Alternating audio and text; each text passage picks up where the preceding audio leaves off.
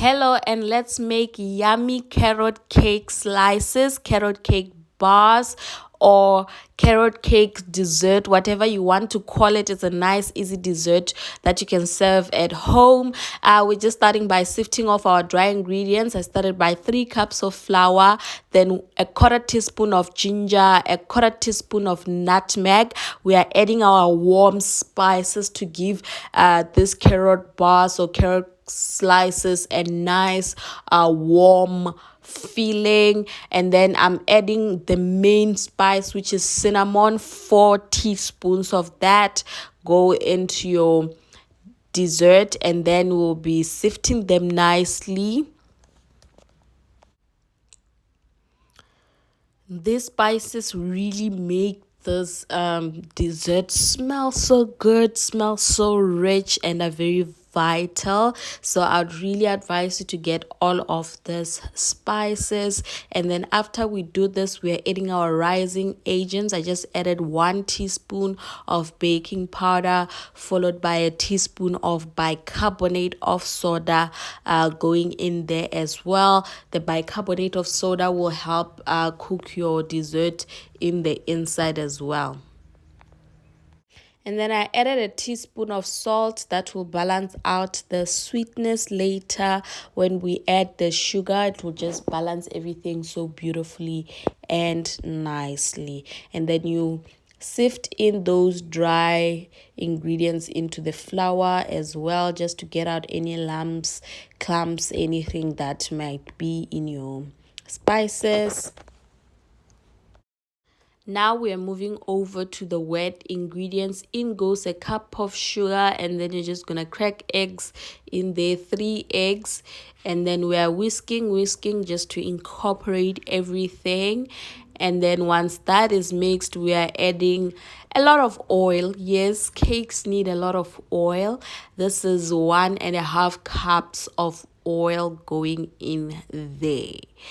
Yeah, a lot of oil. And then we are mixing. So all of these ingredients will be nicely listed for you in the description box. Make sure to open the description box and read it to get the written recipe. It might be hard to follow sometimes. Just look at what we are doing.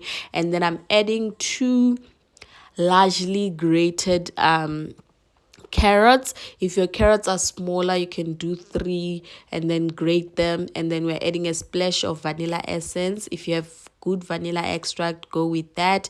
I crushed up 75 grams of pecan nuts. The nuts are really optional. You can go without them, you can go with them. If you have them, it just adds a layer of texture, the crunchiness and the yumminess. And one other thing that you can do is toast your nuts beforehand, and they'll just be nice and crunchy. And then I added half a cup of amasi. You can use any other type of thicker milk like buttermilk. You can even use yogurt. And then we are adding our wet ingredients to the dry ingredients, and then you're just gonna fold it in until it's well incorporated. And then we'll be ready to transfer this into a baking bowl. I prefer baking such desserts already in casserole dish that I'm going to serve them in, because it's just like so much easier. You don't have to transfer it anywhere else to decorate it or anything. You just bake it in a casserole dish, serve it in a casserole dish. Super easy and quick.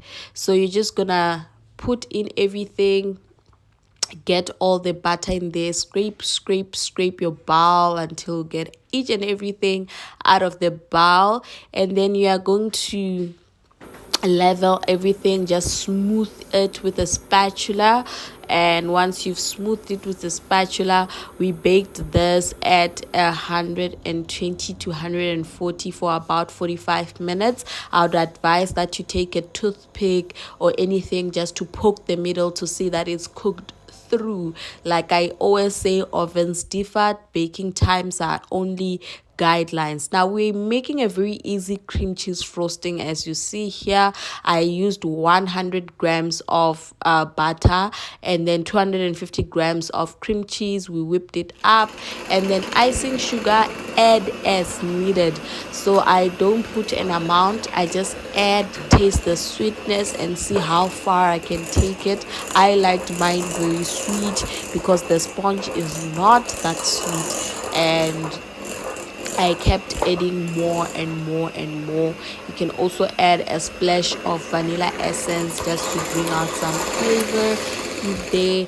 And then we're going to be ready to layer this onto your slices, but make sure you cool your slices first so that your frosting doesn't become soup. Yeah, so this is the slice after it's done baking. It's nice, firm, but still soft on the inside. I let it cool, but I didn't let it cool long enough. And here, this is when I realized that my frosting was melting. And then I just put it in the fridge for a while, but it was also a hot day. We had load shedding, so yeah, my frosting was not that firm, but you can just put it in the fridge to make it more firmer. Yeah, we are done. Hey, you can garnish this with a little bit of more cinnamon to make everything nice and pretty. Let's cut into our lovely dessert. Remember, I did say that my frosting was not that firm, but yeah, it still tasted amazing. It was beautiful. I really, really, really enjoyed this. My family enjoyed it a lot. Can make your slices smaller, bigger, whatever you want. Also, you can bake this in cake pans if you want to decorate it really nicely.